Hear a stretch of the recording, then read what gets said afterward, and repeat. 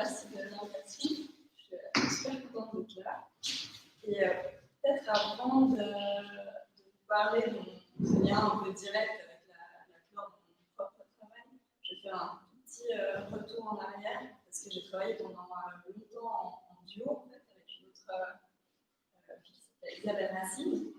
Et c'est ce travail-là qui a lancé un travail de couleur pour moi et qui a aussi amené des thématiques qui sont toujours très présentes dans mon travail maintenant, des thématiques qui datent de 10 ans en arrière, mais qui sont restées en fait au fil des années, et qui sont peut-être un peu plus ancrées maintenant.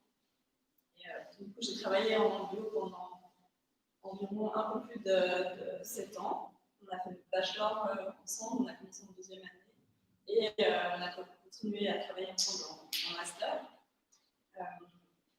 Moi, j'avais un travail avant de travailler en duo plutôt de dessin, donc vraiment pas de peinture du tout, plutôt dessin assez noir-blanc avec du graphique, du fusain, parfois de l'anguille, un peu d'aquarelle, avec des thématiques plutôt liées à la question de famille, d'héritage, de mémoire. Et Isabelle, elle, travaille aussi plutôt de dessin, plutôt sur une question du geste, de la répétition, des choses en lien avec le corps. Du coup, elle travaillait beaucoup avec le stylo. Et il y avait beaucoup de motifs déjà dans son travail à elle. Donc, dans un premier temps, on a vraiment fait une sorte de juxtaposition de nos deux univers différents. Et c'était une sorte de gros laboratoire d'expérimentation un peu pour voir comment ces deux univers pouvaient dialoguer.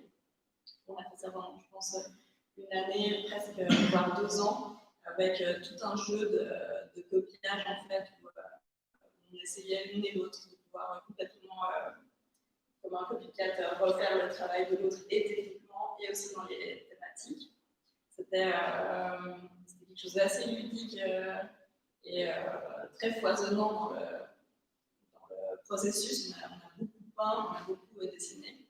Et après cette année un peu d'expérimentation comme ça et de dialogue, on s'est posé la question si on continue ensemble, s'il ne fallait pas plutôt qu'on trouve une voie un peu commune en fait, et de trouver pas forcément une thématique, mais vraiment une sorte de langage commun à nous deux, et non plus juste cette espèce de collage en fait, de nos travaux. Et en réfléchissant ensemble, on a vu qu'en fait, dans nos intérêts communs, il y avait un intérêt pour le côté décoratif, pour cet aspect ludique dans le travail, et aussi pour la question du goût, de manière générale. On se posait pas mal de questions sur les goûts pour voir un certain type de motifs d'objets, des bons ou mauvais, à quel moment quelque chose était kitsch ou non, cette espèce de point de bascule en fait qui est toujours assez difficile à cerner parce que c'est assez subjectif. Nous, on avait des goûts aussi assez différents, donc ça amenait toujours des discussions là-dessus, et que c'est quelque chose qui va passablement changer à travers les époques ou suivant l'entourage de l'objet ou suivant le dosage qu'on en fait. Donc, on avait tout de suite pensé à, par exemple, le motif léopard ou tigré, qui pour nous, dans l'enfance, était vraiment plutôt associé à soit la prostituée ou le nouveau riche, quelque chose d'assez kitsch comme ça, et qui, quand on était au Beaux-Arts, redevenait complètement à la mode. Et on avait un peu partout dans les magasins ce retour un peu à l'exotisme, et on trouvait assez drôle ces dialogues-là, en fait. Et du coup, on s'est demandé où est-ce qu'on pouvait voir de manière assez frontale ces différences de goût. Et on en est venu à la question de l'intérieur. Si jamais j'ai mis un peu il y a des images un peu de références, on travaille beaucoup avec plein de travail, et je travaille toujours avec beaucoup de références. Il n'y a pas forcément de lien direct. Enfin là, vu que je parle du goût et de l'intérieur, j'ai pas mis 2-3 choses en lien avec ça. C'était juste pour avoir 2-3 points d'entrée qui ne sont pas forcément juste des images de mon travail. Ça va passer un peu comme ça derrière.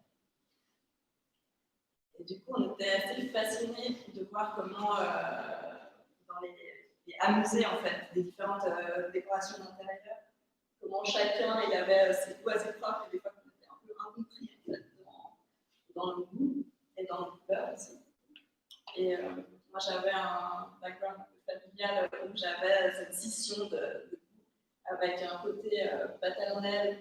j'avais ma tante et ma grand-mère qui avaient des intérieurs que je considérais plutôt comme mauvais goût, avec des têtes de sanglier, des tableaux en coin de croix avec des sortes de petits clowns, des gros canapés en cuir, avec des tableaux de cascade un peu asiatiques comme ça. Ou ma grand-mère qui avait des crucifix un peu partout avec des fleurs en plastique, des patterns un peu Laura Ashbeth. J'avais tout un côté un peu comme ça, assez assumé dans le mauvais goût. Et un autre côté plutôt maternel, où là c'était plutôt une famille un peu bourgeoise de Genève, et qui avait des goûts assez sobres, des objets assez choisis comme ça. Et ce clash entre ces deux univers m'intéressait. Parce qu'il y avait quelque chose d'à la fois assez féerique comme ça et d'angoissant en fait, avec ces intérieurs. Et ce qu'on trouvait intéressant avec Isabelle, c'était qu'en fait, dans chacun de ces intérieurs très différents, il y avait toujours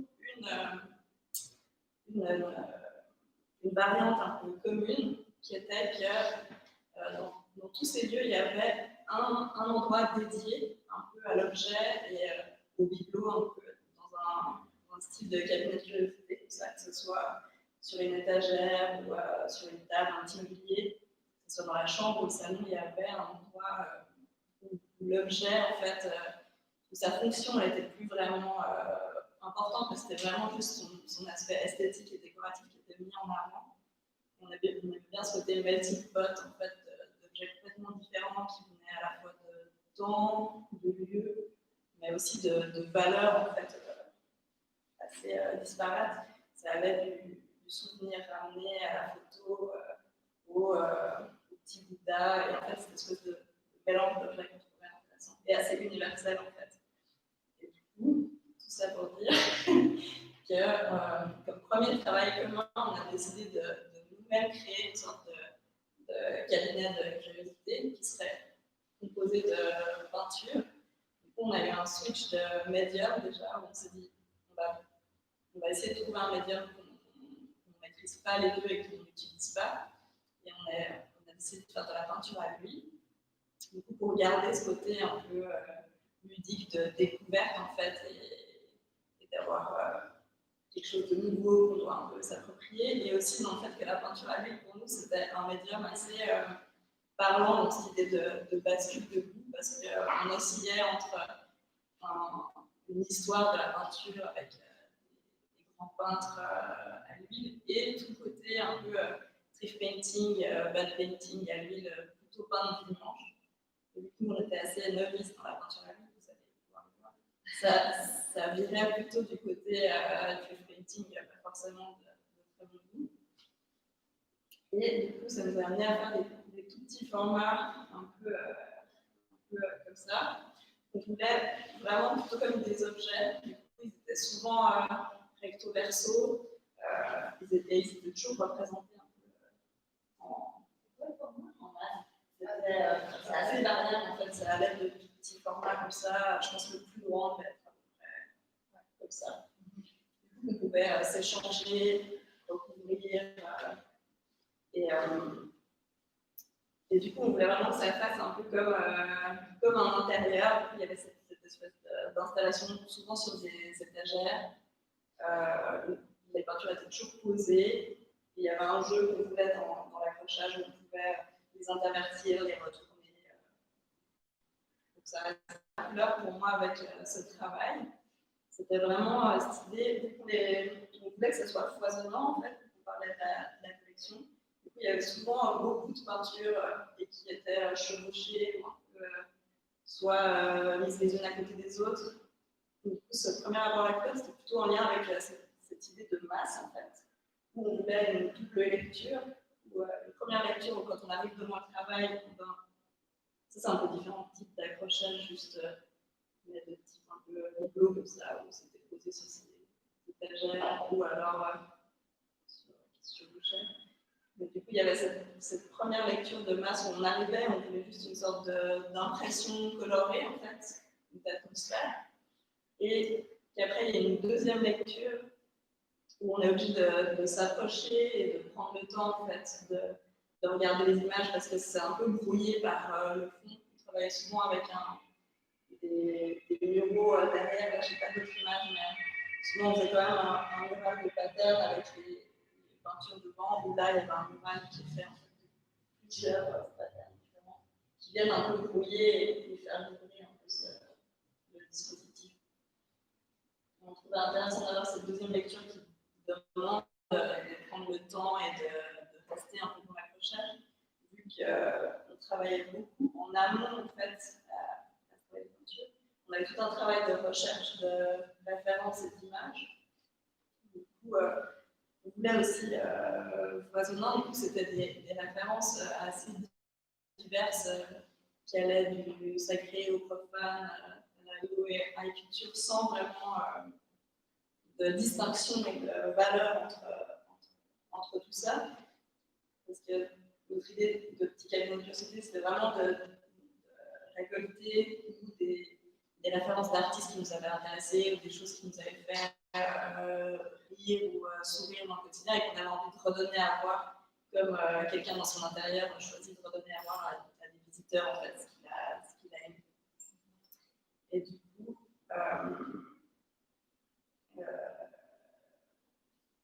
il y a un deuxième lien avec la couleur qui s'est fait avec ce travail, c'était justement en lien avec ces références qui tout à coup venaient complètement multiples et qui est venu complètement exploser notre palette de couleurs. Donc, moi, je travaillais beaucoup en noir et blanc, ils avaient plutôt avec des tons chers, ou un peu en lien avec le corps. Et là, d'avoir des références qui venaient à la fois d'estampes japonaises, de peintures plutôt même de peinture suisse comme Millard ou Bonnard qui avait pas mal travaillé sur les motifs. Et on avait, c'est un peu des rêves que je vous ai mis qui vont d'artistes assez contemporains à des artistes un peu plein de choses. Enfin, dans nos ordinateurs, on a des sortes de banques de données un peu comme ça d'images dans lesquelles on va venir puiser et chercher des petits détails qu'on va remettre en amont. Du coup, ça c'est pas pour la peinture, mais aussi avec le motif. Et du coup, comme un peintre un peu d'époque allait peut-être, le peintre de la nature allait un peu quitter la ville pour changer de palette et puis avoir ses tons un peu gris, mais partir dans le sud, tout à coup avoir des couleurs plus vives et plus vibrantes. Ben, nous, il n'y avait plus besoin de voyager, mais juste le fait d'avoir des livres, Internet, ça a complètement. La palette elle est devenue complètement infinie en fait, et elle se redéfinit à chaque nouvelle référence. Suivant les semaines et les références qu'on amenait, les tableaux prenaient différentes teintes et différentes atmosphères. Du coup, ça, on a trouvé ça. Et il y a quelque chose qui était assez propre à notre pratique de duo. Chacune, on avait déjà des références qu'on venait coller. Et en même temps, pour moi, il y a quelque chose en lien avec mon histoire familiale aussi. Mon père est réunionnais. Et du coup, l'île de la Réunion, c'est une île où il y a déjà une sorte de mixité et une multitude de cultures, de croyances, de goûts, et qui est complètement soulignée par le fait que les gens là-bas se donnent la liberté de faire des mélanges de choses qu'on aurait cru complètement impossibles. Par exemple, la religion ou des choses de ce ordre-là, ou par exemple, là-bas, quelqu'un qui est hindou va pouvoir vénérer un saint chrétien. Il n'y a pas de scission en fait. C'est vraiment dans cette logique un peu additive où ils préfèrent prendre ça et ça plutôt que quelque chose de restrictif où ils devraient faire un choix en fait. Et cette ouverture, ça j'avais trouvé, ça m'interpellait et on voulait garder cette ouverture dans le travail et avoir le maximum de références possibles. Et pour que chacun aussi puisse à un moment donné entrer dans le travail par un biais, par une référence et qu'on n'ait pas forcément besoin d'avoir un gros background d'histoire de l'art pour rentrer. C'est vrai que cette idée aussi d'atmosphère un peu et alors, je vous montre peut-être. Du coup, on avait ce travail vraiment de collection qui a perduré un peu tout le long de notre duo. C'était un travail qui se termine jamais en fait. On peut toujours rajouter des peintures. c'est juste l'accrochage qui changeait. Et on a fait en parallèle un peu d'autres travaux un tout petit peu plus grands. Le motif, il est bien de plus en plus présent et il a un aspect graphique qui commence à rentrer un peu, qui avait peut-être moins avant. Mais il y a toujours cette idée du jeu aussi dans l'accrochage. Là, on avait fait sur des plots, avant c'était sur des étagères. Et, là, c'est toujours à lui. Non, là justement, il y a une scission un peu déjà technique qui se fait. C'est l'huile et de l'acrylique. On a assez vite intégré l'acrylique en fait, parce que déjà l'huile, on s'en sortait pas. Et après, vu qu'on s'ennuie assez vite, on avait besoin de quelque chose de plus immédiat. Et l'acrylique, elle est beaucoup plus facile à travailler, elle sèche plus vite. Surtout qu'on se passait souvent les tableaux l'un et l'autre. Et le temps de séchage, et c'était contraignant en fait dans cette idée de production qu'on avait. Et on a fait un autre travail, un poil plus grand aussi, qui était une série qu'on avait sortie en fait de la collection, parce que dans cette collection, on avait un peu plein de petites séries de peintures. Et là, on avait décidé de prendre une série où on avait fait pas mal de cartes de tarot un peu inventées et de créer vraiment un jeu. Du coup, c'était, je sais pas combien on avait fait de cartes, c'était pas vraiment un vrai jeu de tarot parce qu'il y avait, je crois, 26 cartes au lieu de 22 sur un tarot de Marseille. Et on avait réinventé complètement les titres des cartes et les significations. Et là, en fait, ce qui était intéressant pour nous, c'est que le motif était vraiment partie prenante du travail, il n'était plus seulement sur le fond, mais il s'intégrait complètement dans le tableau. Je pensais que l'image serait plus grande. J'ai pas mal de Est-ce que vous peignez ensemble les deux avec Isabelle? Isabelle, ouais. Ouais, Isabelle, sur une toile où chacun faisait sa toile et à la fin, vous le résultat. Alors, on n'avait pas vraiment de. Parce que c'est tellement dans le même style. Voilà. On n'avait pas vraiment de processus de travail vraiment défini. Souvent, on travaillait sur les petits formats, on se les échangeait en fait. Moi, je commençais, ou elle commençait, et j'intervenais un peu comme un jeu, comme un cadavresserie en fait. Et le but, c'était qu'il n'y avait vraiment pas de règles. Donc, elle pouvait passer 4 heures à faire un motif, et moi, je pouvais complètement les passer. Donc, il y avait ces jeux aussi un peu de pouvoir qui rentraient un peu en pause, parce que je sais, par exemple en master, je sais que ça m'avait marqué, parce qu'Isabelle était malade pendant 3 semaines, donc c'est moi qui avais peint pendant 3 semaines, je l'ai fait quand j'ai fait un truc. Puis elle était revenue, puis on avait eu un enseignant qui était venu, puis elle avait peint un tableau, puis il était arrivé, puis elle avait dit ah, celui-là est super, c'était le sien.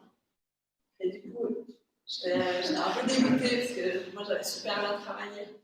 Puis elle arrivait, puis du coup, elle imposait un peu sa surpuissance de la semaine en disant bah, tu vois, je ne vais pas la mettre, t'as besoin de moi quand même pour travailler. Et puis, il y a toujours un jeu comme ça assez intéressant qui se crée, qui était ludique, parce qu'on se vexait pas, mais de comment on peut reprendre le pouvoir à chaque fois sur l'autre. Aussi, avec cette idée de copycat, on était vraiment complètement capable de faire ce que l'autre pouvait faire. Et c'est pour ça qu'on a rajouté après aussi cette couche de rajouter aussi d'autres esthétiques et de pouvoir aussi essayer de peindre à la manière de quelqu'un d'autre, d'avoir ces collages-là.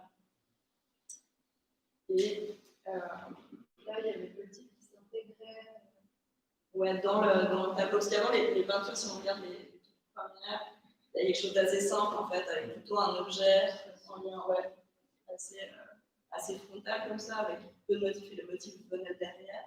Ou dans l'installation, en fait. Et en place, il y a. C'est de revenir sur l'image avec le chat. Ouais, bien sûr.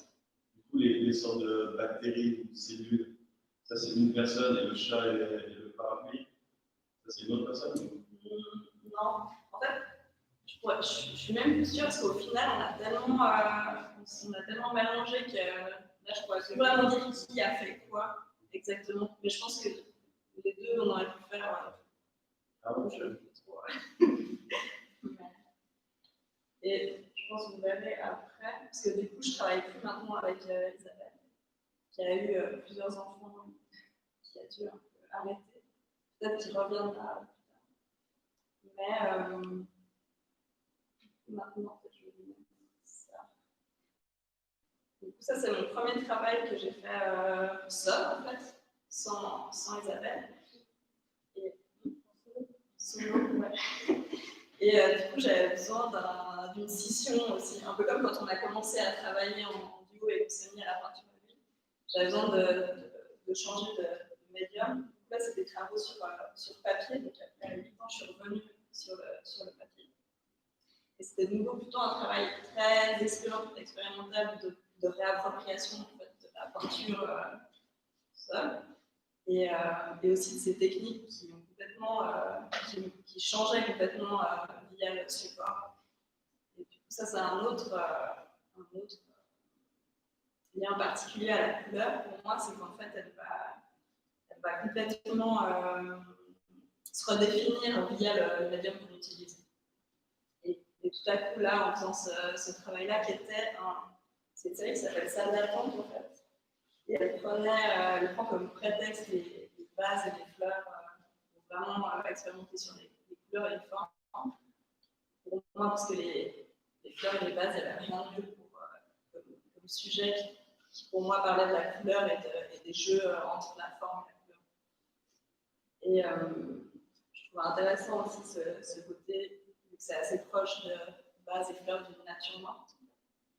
Et d'avoir ce côté, moi, dans mes souvenirs de la nature morte, assez symbolique, très sombre, assez figé, et de ramener de la couleur et de ramener une sorte d'énergie comme ça, quelque chose d'un petit peu plus pop. J'aime bien trop ce moment.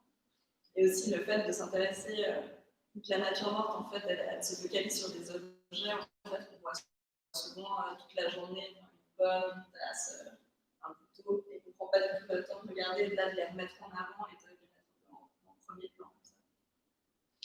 Et c'est ultra décoratif aussi. Le vase et l'arrangement floral dans l'intérieur.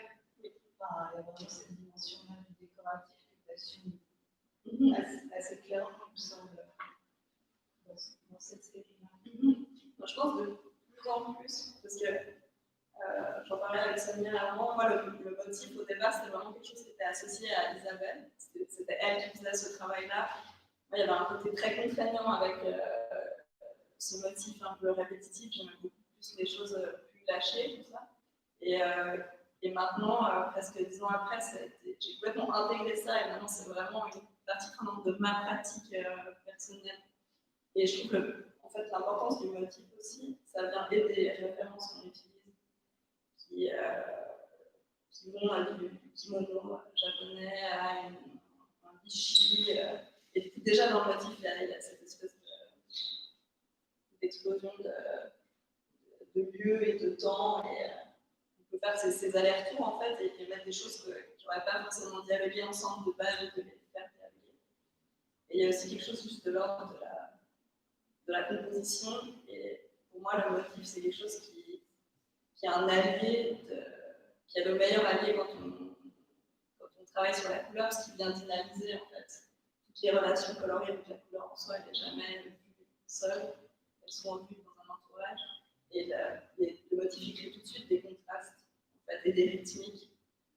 Et dans ce travail, c'est vraiment ça que je cherchais, c'était vraiment un jeu de composition et de recherche en fait déjà d'harmonie un peu colorée, trouver des harmonies qui fonctionnent, des harmonies qui vont un peu plus grincer et garder cette idée un peu de jeu et, qui est présente un peu dans tout notre travail. Et puis il y a un lien aussi avec la couleur, pour moi, en lien avec ce rapport du jeu et de l'enfance en fait, où moi je suis dans la couleur en soi, il y a quelque chose d'assez magique en fait, qui me ramène tout de suite à l'enfance. Déjà, qu'est-ce que c'est une couleur? C'est une longueur d'onde.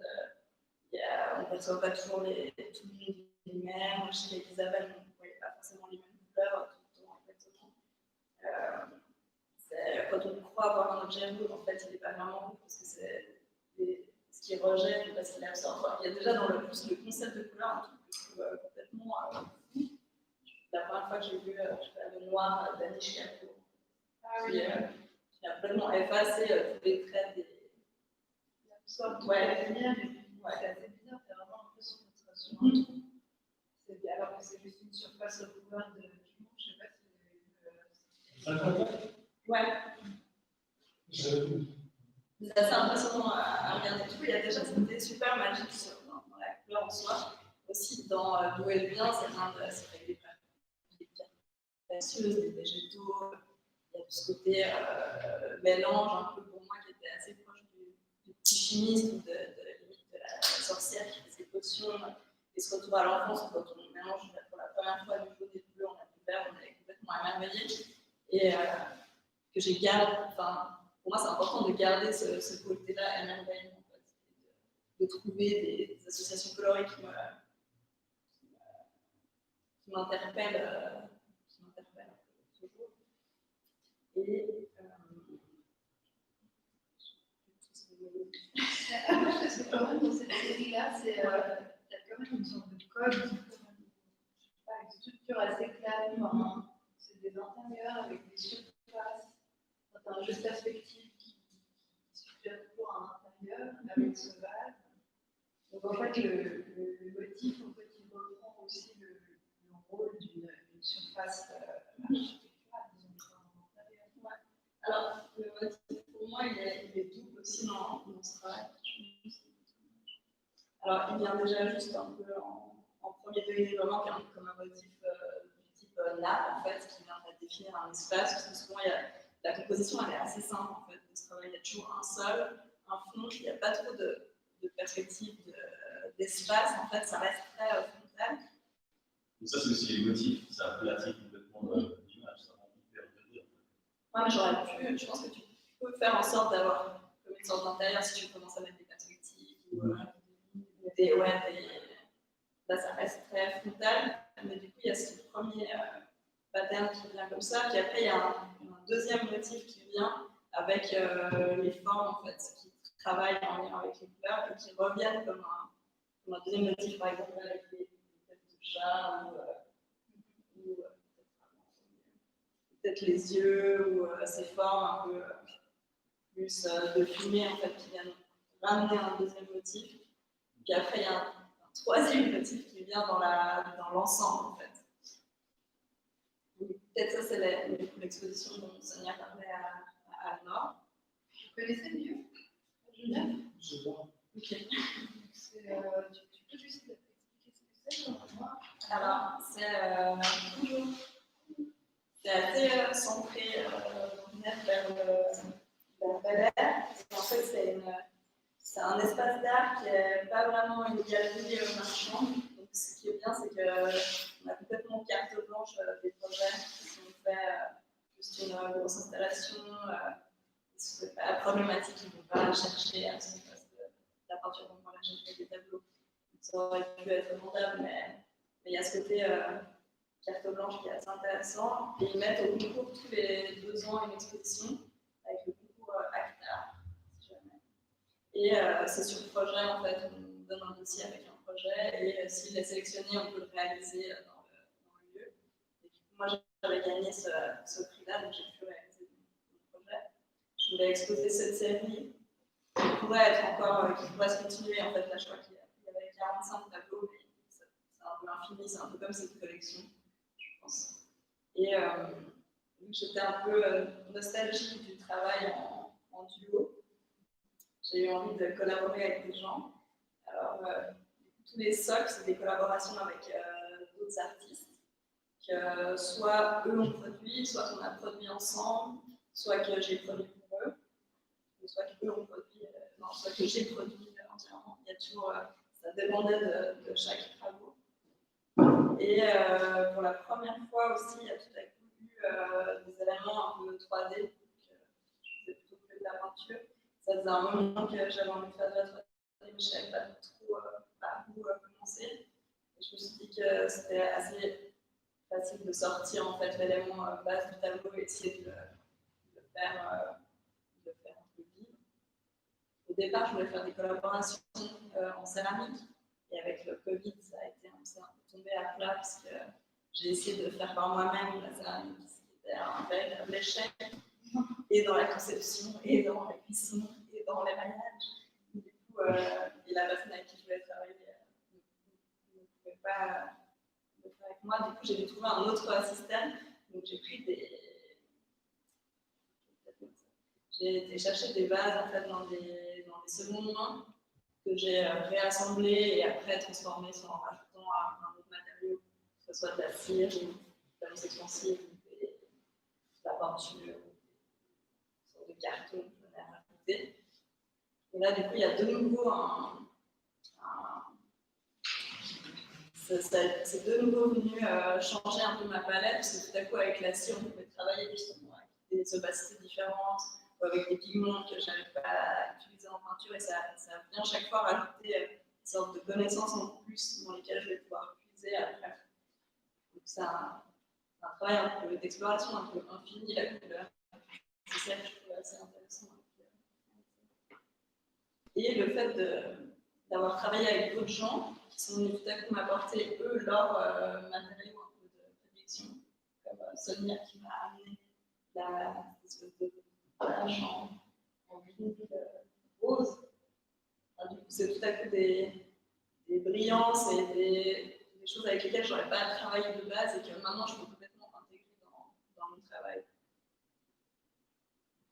Et il y avait aussi avec cette exposition-là, comme avec mon travail précédent de duo, en fait, je voulais avoir cette impression un peu quand on entre, cette première impression un peu juste colorée et qui soit assez festive, comme ça, il y avait un côté aussi en lien avec l'enfance, un peu comme quand on entre dans un magasin de bonbons, il y a un peu toutes ces couleurs.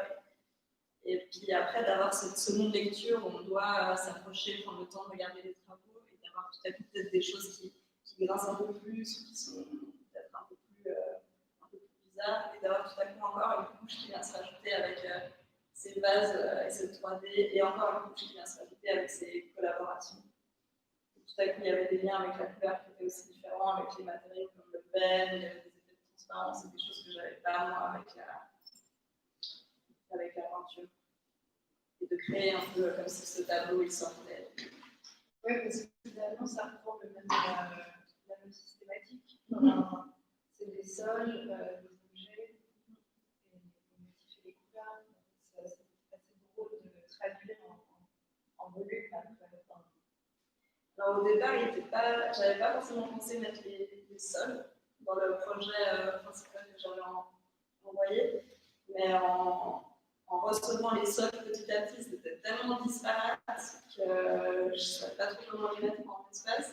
Et du coup, le sol et d'avoir de nouveau ce pattern qui crée un peu des îlots, ça venait un peu uniformiser tout et ça faisait du coup en lien un peu plus même avec les tableaux, parce qu'il y a toujours souvent ce sol avec un pattern. Après, quelque chose qui est aussi important, je pense, c'est qui vient dynamiser aussi, c'est tout le rapport avec les ondes, qui sont là soit pour décoller les objets, parce que souvent c'est assez il y a pas simplement d'éléments. Et il y a soit les ondes qui sont juste des taches de couleur, soit des ondes portées. Et il y a quelque chose, ah ouais, c'est ça que je veux dire. Tout ce lien avec le matériau, ben là, du coup, c'est que de l'acrylique et de l'encre. Et du coup, ça me permet de vraiment jouer avec la couleur, où l'encre va m'apporter plutôt une luminosité. L'acrylique, il a un côté très tranché, avec ses aplats un peu de couleurs un peu qui viennent vraiment en avant. Et j'utilise aussi l'aérographe avec l'encre.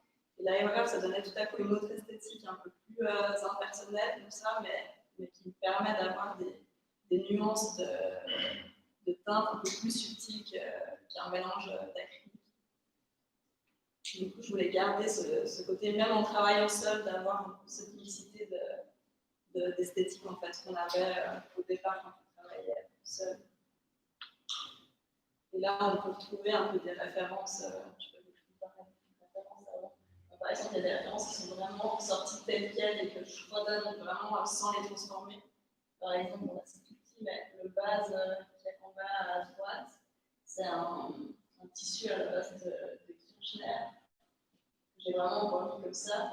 Et il y a d'autres choses où, par exemple, une sorte de faux miro, le base avec les petites larmes. Puis il y a d'autres choses qui sont complètement inventées, cette espèce de mélange comme ça.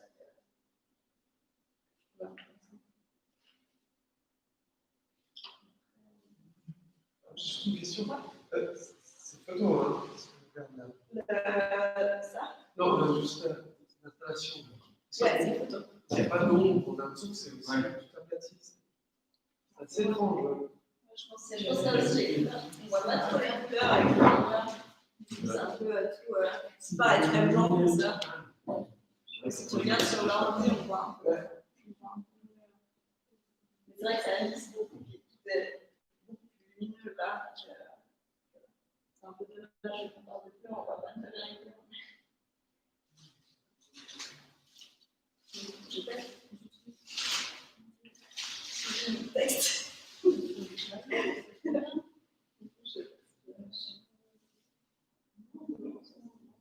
Là, pour la suite, du coup, tu vas continuer avec les vases et avec cette série autour des vases et des intérieurs. Déjà... Alors, en tout cas, j'ai beaucoup aimé faire les objets. Parce que je retombe à nouveau, c'est vraiment assez redondant en fait. C'est toujours un peu ces mêmes thématiques qui reviennent à chaque fois. Mais il y avait ce côté super ludique pour moi avec le vase où je l'ai vraiment fait sans trop me poser de questions. Et vu que la peinture en 10 ans, il y a quand même une systématique de travail ou quelque chose d'un peu répétitif en fait, parce que je sais un peu ce qui marche ou pas, enfin ce que j'aime ou pas, je l'ai fait de manière assez sensible comme ça. Et tout à coup, avec ce matériau vase, il y avait un côté beaucoup plus fun. Et de nouveau, un peu en mode chimiste, où on fait fondre des trucs, on recouvre, et qu'est-ce que ça va donner. Et ça, c'est quelque chose que j'ai beaucoup aimé et que je pense que je vais continuer. J'aimerais quand même bien réussir à faire ces céramiques. Et après, ça me donne plutôt envie, parce qu'au final, là, je me suis un peu restreinte sur cet accrochage parce que je voulais faire quelque chose de beaucoup plus immersif de base avec un motif sur le fond, les murs peints et on a un peu calmé. Et en fait, je crois que c'est vers là que j'aimerais tendre dans des choses un peu plus. Parce que il y a ce côté justement, j'aime bien ce côté foisonnant et d'abondance. Et au final, je trouve qu'il est là, mais il reste encore très ténu. J'ai une question par rapport au dialogue, justement, ouais. Entre les sculptures et les peintures. J'ai l'impression, personnellement, que elles ne sont pas forcément. Le fait qu'elles soient à côté, peut-être que ça annule. Ouais. Peut-être ça devrait. Je ne sais pas qu'est-ce qui se passe, il y a uniquement les sculptures ou uniquement les peintures. Je ne sais pas si ce dialogue les rend plus forts. C'est ça que je me demandais la position par rapport à ça. Alors. Je ne sais pas trop, j'ai vu le mur avec que les peintures d'abord, parce que c'est ça que j'ai d'abord installé. J'ai l'impression que dans l'exposition, en tout cas, quand les gens venaient, ils allaient d'abord regarder les peintures et prendre un temps avec ces peintures, et qu'ensuite ils allaient faire des objets et faire le tour. Au final, en étant dans l'expo, là je trouve en photo, on ne se rend pas trop compte. Mais pour moi, le dialogue, il fonctionnait assez bien. Je ne pensais pas du tout. J'étais vraiment pas sûre, et au final, je trouve que les allers-retours, ils se faisaient assez naturellement. Mais par la suite, en fait, en même temps, j'aime bien cette idée de mixité dans les socles. Du coup, j'ai travaillé avec des gens qui avaient des esthétiques assez différentes, et c'était assez propre à mon travail, du coup, aussi, où je travaille avec des meufs assez différents. Je trouvais intéressant d'avoir ces esthétiques qui clashent un peu. Mais en même temps, je me demande si ça aurait pas été mieux d'avoir peut-être de travailler juste avec une personne et d'avoir une esthétique de socle. Parce qu'au final, tout était très. Je sais pas, moi je pense que c'est une différente réalité, la réalité de la peinture, c'est un frame, quelque chose de l'autre. Et je me dis, ce qui se passe dans la peinture, les sculptures le donnent, mais peut-être que tout l'espace devient la réalité de la peinture. C'est ça que la position que je ressens. Et que peut-être qu'elles peuvent être présentées clairement, mais peut-être dans un espace à côté, que ce soit aussi sur la mémoire des gens. Non, c'est vrai. Vu que c'est vraiment très frais en fait. Moi, ce travail, j'ai pas du tout le recul en fait encore sur ce que je vais en faire et où ça va aller. Mais moi, ce qui m'embêtait peut-être dans ce dispositif-là, c'était peut-être ces côtés très séparés en fait, et d'avoir peinture et après sculpture, et peut-être de soi une prochaine fois de vraiment essayer de mélanger, de faire un univers vraiment plus immersif où tu aurais, un mural un peu qui sort avec des sculptures posées, des peintures, on a vraiment ce côté très didactique comme ça, peinture, sculpture. Bon. Mais là, c'était vraiment un peu une première étape sur cette 2D. La mousse, c'est la mousse, c'est du sagesse. C'est du Sagesse, ouais. C'est du polystyrène extrudé. Ok, et déjà, c'est coupé au fil. Ouais, on l'a coupé au fil. C'est rose à la base. Alors, tu as plusieurs couleurs. Tu en as des. Ça, il est violet en fait, celui-là. Ah oui. Il y en a des violets, certains qui sont orange et certains jaunes. Et puis c'est pour le bâtiment à la base. C'est pour le bâtiment, ça vient de ces couleurs. Ouais. C'est pour l'isoler, non? C'est des mousses isolantes. Ah oui, c'est pour l'isoler, exact. Tu peux les acheter soit dans des sortes de shops de construction, soit tu peux aussi aller sur les chantiers, parce que des fois, tu peux en récupérer. Il y a pas mal de choses. Non, on les a achetés à chez Gémeaux, c'est jamais. La question pour travailler avec les gens. Après, c'est toi qui stocke et garde les travaux. Alors, normalement, tous les gens pouvaient, ceux qui ont fait leur stock, les ont récupérés. Après, il y en a qui ont été faits vraiment juste pour l'expo et qui ont été un peu détruits. Mais ça leur appartient plutôt à eux.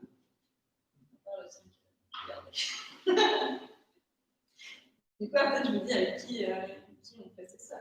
Oui, parce qu'il y a quand même pas mal de personnes qui sont impliquées là-dedans. Avec six personnes différentes, et je voulais que ce soit et des gens qui sont dans le milieu de l'art et d'autres qui l'ont peut-être quitté, mais qui ont été à un moment donné dans une école d'art. Il y a deux socles que j'ai fait, un avec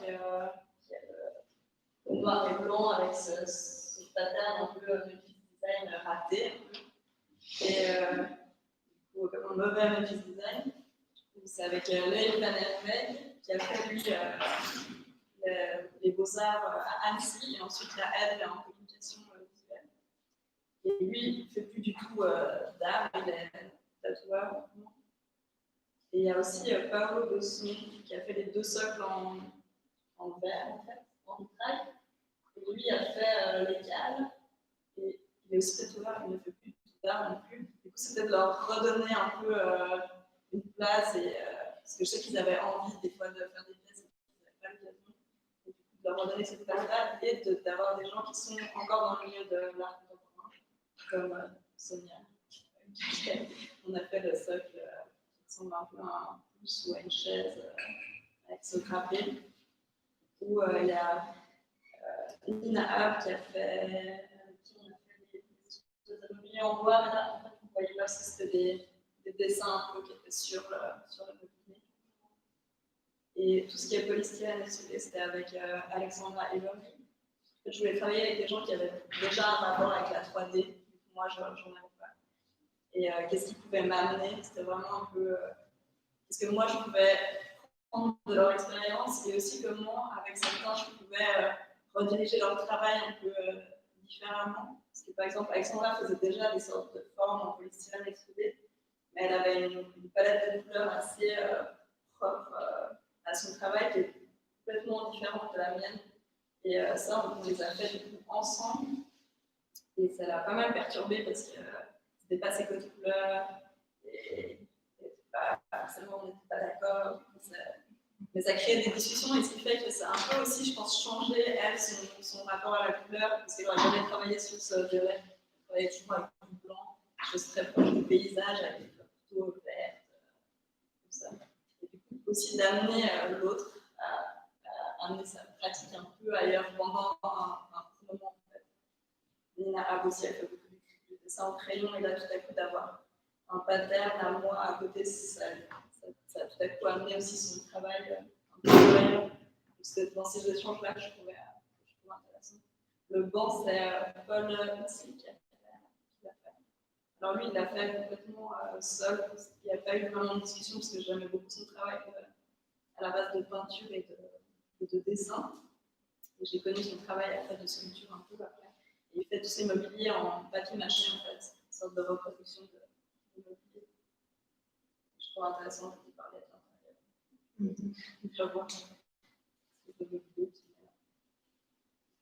Et dans les vases aussi, il y a de nouveau cette question de goût avec ces objets qui sont à la limite quand même du kitsch avec des on ne voit pas trop, mais il y a des vases de réparation avec des chevaux, avec des chats.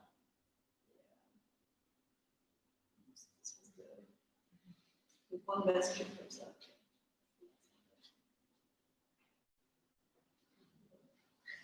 ne sais pas si vous avez d'autres questions.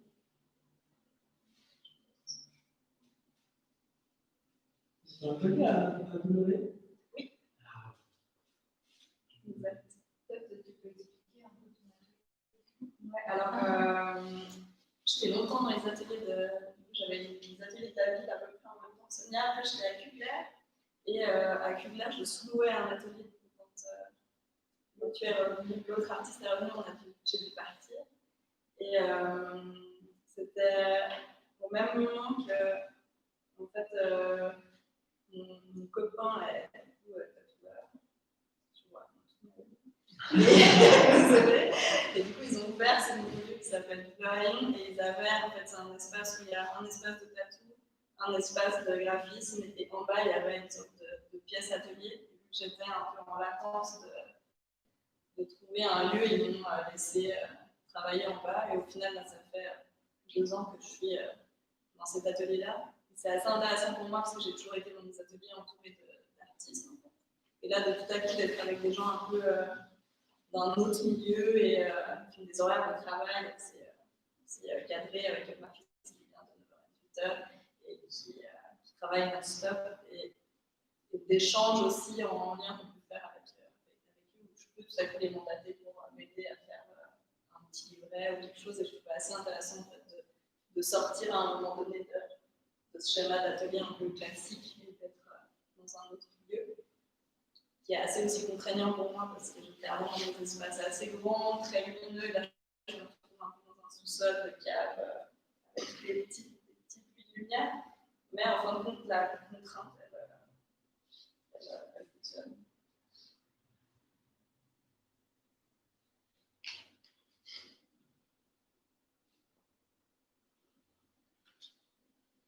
Merci beaucoup.